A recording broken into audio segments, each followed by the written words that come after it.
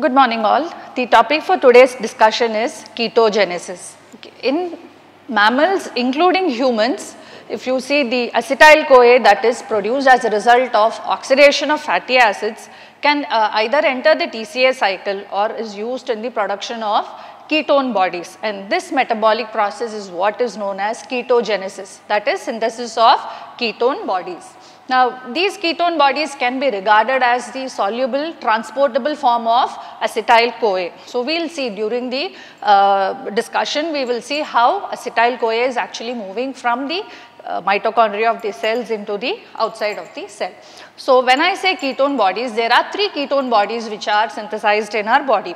They are acetoacetate, beta-hydroxybutyrate and acetone. Of these, acetoacetate is known as the primary ketone body because it is this ketone body which is synthesized. The other two ketone bodies are synthesized from acetoacetate. Alright, so this is the structure for the three ketone bodies: acetone, acetoacetate and beta-hydroxybutyrate. As I told you, the process of ketone body formation happens only in the liver, more so specifically in the mitochondria of the hepatic cells. So, this you have to have it very clearly because liver is the only place in the human body where ketogenesis happens. So, again to recall, these are the three ketone bodies: acetone, acetoacetate and beta-hydroxybutyrate. So, before we actually move into the steps in ketogenesis, I would like to briefly mention about the functions. The primary function of ketone bodies is to provide energy when carbohydrate is not available as a source. This need not necessarily mean there is a disease condition.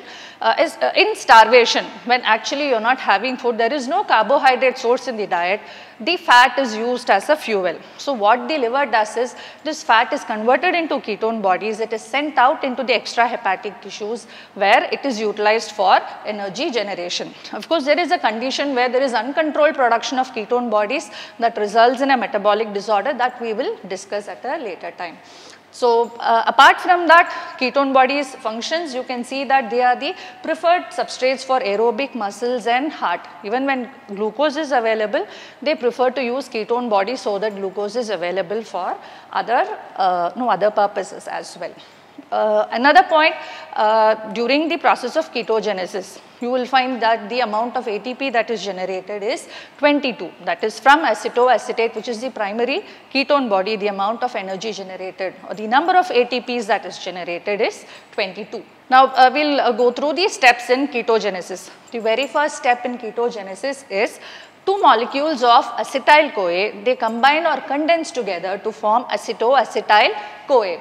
Now, this reaction is catalyzed by the enzyme thiolase, and this step basically is the reverse of thiolases step in the oxidation of fatty acids. So, you can see two molecules of acetyl-CoA combining to give you acetoacetyl-CoA, and also note the arrow mark here, it is a reversible reaction. As I said, it is a reverse of thiolases step, so the reaction works both ways. Now, this acetoacetyl-CoA which is formed, the next step is it will combine with another molecule of acetyl-CoA to form what is known as HMG-CoA, which is nothing but 3-hydroxy-3-methyl-glutaryl-CoA. It is abbreviated as HMG-CoA. This reaction is catalyzed by the enzyme HMG-CoA synthase, and this step is the rate limiting step in the process of ketogenesis, and this enzyme is exclusively present in the liver mitochondria. There are two isoforms of this enzyme. The one that is involved in ketogenesis is present in the mitochondria. The other form which is present in the cytosol, it is involved in the synthesis of cholesterol. So, this is the second step where your acetyl-CoA combines with the acetoacetyl-CoA form to give you HMG-CoA. Now, the next step would be the cleavage of HMG-CoA. So, this HMG-CoA is cleaved into a molecule of acetoacetate and another molecule of acetyl-CoA. So, you see that the primary ketone body acetoacetate is formed here. Now, both these enzymes, that is your HMG-CoA synthase and HMG-CoA lyase, both must be present for the process of ketogenesis to happen. And I keep repeating it happens only in the liver because this is very important. The synthesis of ketone bodies happens only in the liver. Okay, so this is just for you to understand the process better. What happens here, your HMG-CoA is split by the enzyme HMG-CoA lyase into acetoacetate and acetyl-CoA. Okay, now we will see the formation of acetone. Acetone is formed from acetoacetate by a simple decarboxylation reaction. Decarboxylation meaning removal of a molecule of carbon dioxide. Apart from this, acetoacetate also undergoes spontaneous decarboxylation because it is a beta keto acid, but the process is much slower. The acetone that is produced, it's produced in very less quantities, and usually it is exhaled by the lungs. In people who have uncontrolled diabetes, ketosis is the condition that is observed, and they have something called as acetone breath, wherein their breath has this fruity nail polish remover smell, and that is one of the indicators of the fact that the person is suffering from ketosis. Alright, so this is the decarboxylation step where acetoacetate undergoes decarboxylation and forms acetone. The next ketone body is beta hydroxybutyrate. This is synthesized from acetoacetate itself by a reduction process. The enzyme involved is a dehydrogenase, and I said acetone is produced in very less amounts, whereas beta hydroxybutyrate is produced in substantial amounts and is one of the biochemical parameters that is measured. The plasma levels of beta hydroxybutyrate is measured to see if the person is suffering from ketoacidosis. Another important feature with this particular reaction is that beta hydroxy dehydrogenase reaction, it stores an energy equivalent to NADH that we will see shortly, and apart from that it produces a more stable molecule. That is the reason why this dehydrogenase reaction is very important. Okay, so this is the dehydrogenase reaction. Again, you can see it is a reversible reaction. Okay, so this is your overview of ketogenesis. We start with two molecules of acetyl-CoA. You can see the formation of acetoacetate and subsequently the formation of acetone and beta hydroxybutyrate. So now that ketone bodies are formed in the liver, how is it utilized? A small note on this. So once the ketone bodies are synthesized in the body, it is transferred from the liver to the outside. So it is in the extrahepatic tissues where ketone bodies are utilized. These ketone bodies cannot be utilized by the liver cells because they lack a particular enzyme. So it is essentially reversal of ketogenesis that happens. Beta hydroxybutyrate is converted back to acetoacetate. Acetone is exhaled from the body. The acetoacetate that is formed is again converted back to acetyl-CoA. Acetyl-CoA enters TCA cycle, and we've already discussed TCA cycle, so you know how ATP is generated during the TCA cycle. Okay, so this is just an overview of the utilization. Beta hydroxybutyrate is converted to acetoacetate. Acetoacetate is converted to acetyl-CoA. This is another important step. The enzyme involved here is thiophorase, also known as succinyl-CoA acetoacetate-CoA transferase. The CoA that is required here comes from succinyl-CoA, which is again an intermediate in the TCA cycle. So you have an acetoacetyl-CoA being generated.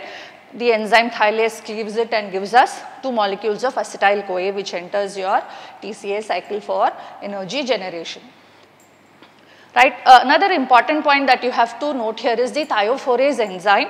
As I told you, it is present only in the extrahepatic tissues. So this ensures that the cycle does not run futile. If this enzyme were to be present in liver also, then what would happen? Ketogenesis will happen again, breakdown of the ketone bodies will also happen. So this ensures that unnecessary formation and breakdown does not happen in liver, and at the same time these ketone bodies are available for the extrahepatic tissues. And remember, brain is an exception which it cannot utilize ketone bodies. Okay, a small note on regulation of ketogenesis. There are three crucial steps where the regulation happens. One is your control of free fatty acid mobilization from adipose tissue. Second, the activity of CAT1. I'm sure all of you remember where we discussed about CAT1. It comes in the beta oxidation. Where this enzyme is going to be deciding the amount of fatty acid flux that is going to be there. And third is the division or partition of acetyl-CoA between TCA cycle and the ketogenesis, right? So there are a couple of factors which impact ketogenesis. One is your substrate availability, regulation of beta oxidation, availability of ATP, and induction of HMG-CoA synthase. Remember, HMG-CoA synthase, that enzyme step is the rate limiting step, and it is going to decide the course of your ketogenesis.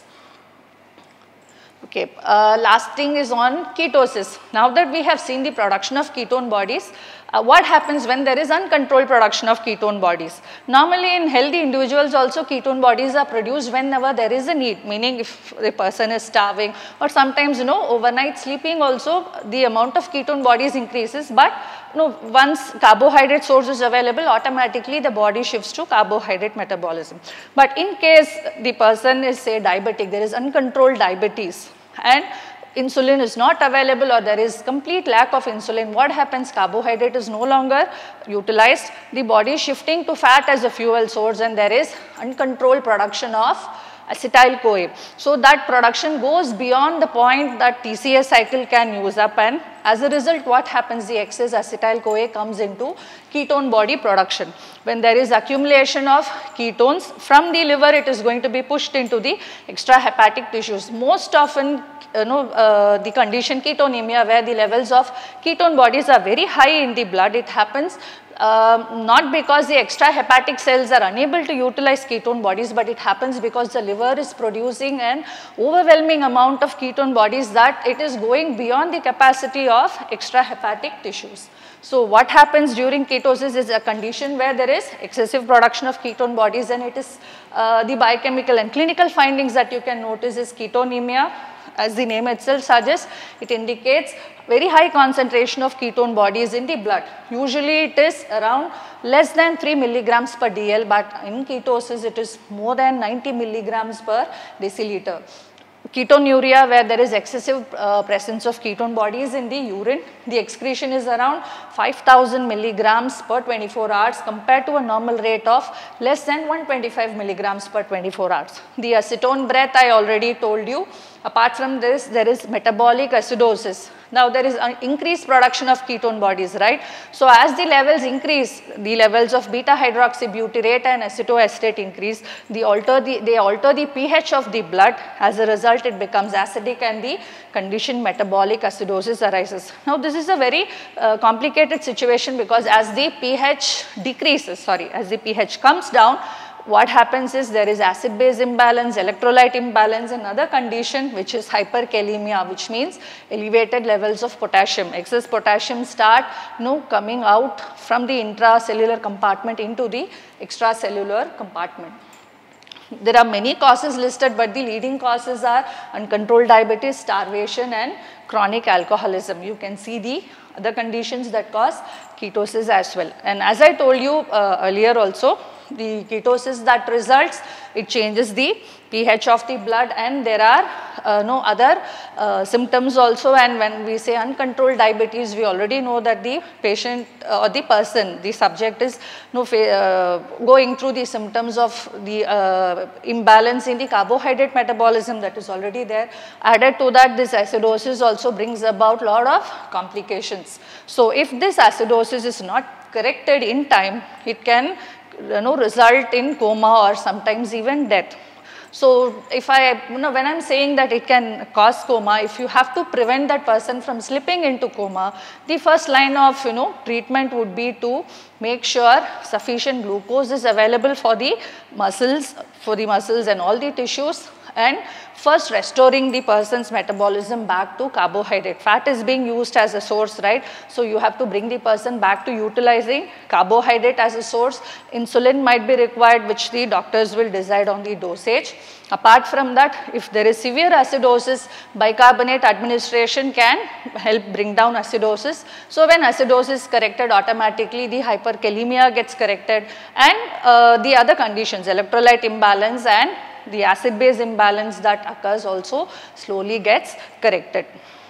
Thank you so much. This is the small bit on ketogenesis. In subsequent classes, we will discuss as to how the fatty acid is synthesized in the body, and the other inborn errors that are associated with fatty acid metabolism. Have a good day.